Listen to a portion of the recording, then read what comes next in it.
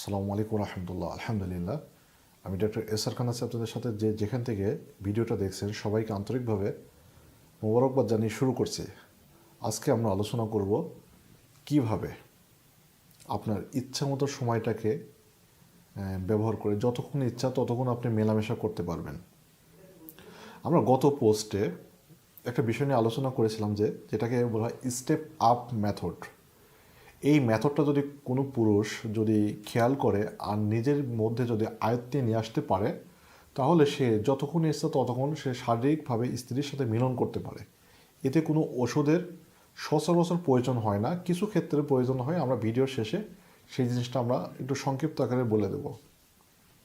তো এই মেথডটা যেই পোস্টটা ছিল আমি কমেন্টে একটা স্ক্রিনশট আকারে আপনাদের দিয়ে দেবো। তো মেথডটার সুবিধাটা যেহেতু ওষুধ লাগছে না, তাহলে এই মেথডটা অর্জন করার জন্য আপনাকে একটু প্রচেষ্টা করতে হবে। যেহেতু আপনি দীর্ঘ সময় নিয়ে মেলামেশা করতে চাচ্ছেন, যতক্ষণ ইচ্ছা ততক্ষণ আপনি বীর্যটাকে ধরে রাখছেন। এই জিনিসটা কিন্তু বর্তমান যুগের নিয়ম না, এটা সেই প্রাচীন যুগ থেকে এই জিনিসটা চলে আসছে। তো বিশেষ করে যারা এই প্রাচীন যুগে যারা মানুষ ছিল, তারা চিন্তা চেতনা করতো যে আসলে একটা নারীর কাছে একটা পুরুষে যেন লজ্জিত না হতে হয়, তাকে যেন অপমান অপদস্থ না হতে হয়, নারী যেন তৃপ্তি পায়, পুরুষও যেন সম্মানিত হয়।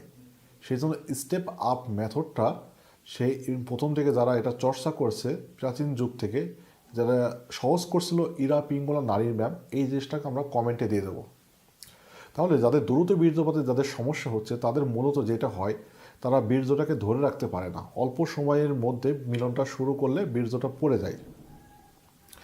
এখানে আমরা একটা ছোট একটা থিওরি অ্যাপ্লাই করি। সেটা হচ্ছে, একটা মানুষ যদি সে বিল্ডিংয়ের 5 তলা সিঁড়ি বেয়ে যদি উঠতে পারে, তাহলে তাকে ধরে নেওয়া হয় যে সে ব্যক্তিটা একটু চেষ্টা করলেই 6 তলা বিল্ডিংয়ে কিন্তু সিঁড়ি বেয়ে সে উপরে উঠতে পারে। যে ব্যক্তি 3 তলা সিঁড়ি দিয়ে উপরে উঠতে পারে না, সে কখনো সে 6 তলা ওঠার সে ইচ্ছা পোষণ করে না।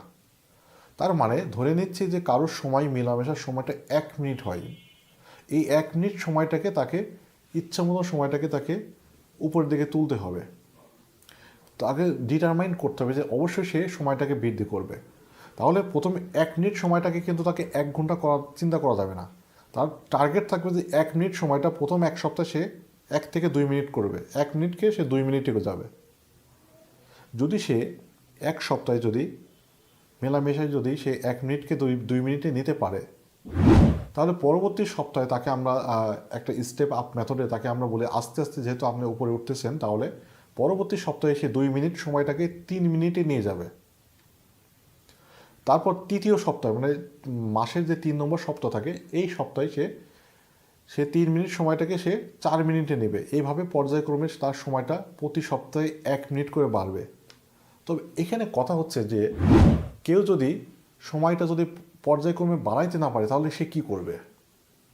তার এখানে একটা ট্রিক্স আছে, এখানে একটা গোপন রহস্য হচ্ছে যে সে কোনো মতে সময়টাকে সে নিচে আনবে না। ধরেন তার সময়টা বর্তমানে 3 মিনিট আছে, সে অনেক চেষ্টা করে সে 3 মিনিট মিলন করছে।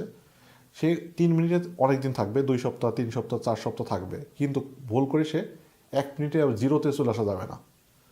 একটা মানুষের উন্নতি করতে হলে তাকে ধীরে ধীরে উপর দিকে আসতে হয়।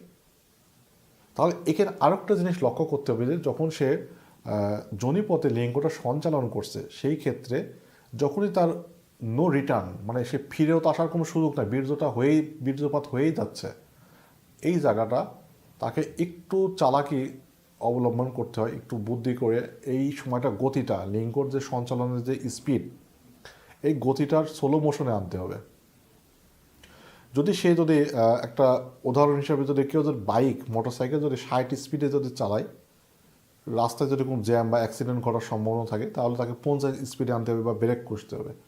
তো এখানে সমস্যা হচ্ছে পুরুষের আমাদের কাছে অভিযোগ করে দুইটো, একটা হচ্ছে লিঙ্গটা শীতল হয়ে যায়, আর তার বেড পার্টনার অর্থাৎ স্ত্রী বিরক্ত হয়ে যায়।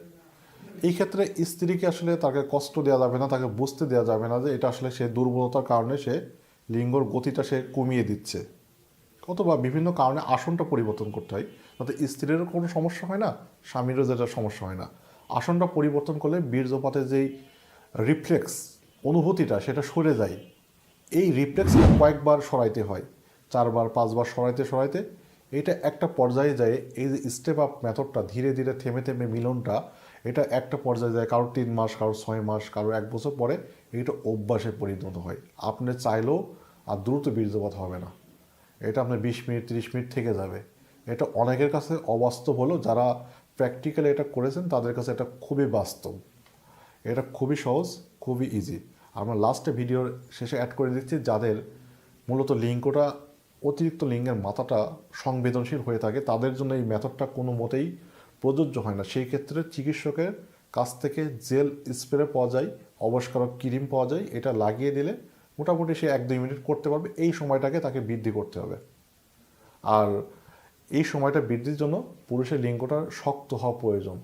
তাকে সেক্স হরমোন টেস্টোস্টেরন সমৃদ্ধ যে খাবারগুলো আছে, আমাদের পূর্বে ভিডিওগুলো দেখলে আপনারা জানতে পারবেন। আজকে এখানে শেষ করছি। আল্লাহ হাফেজ।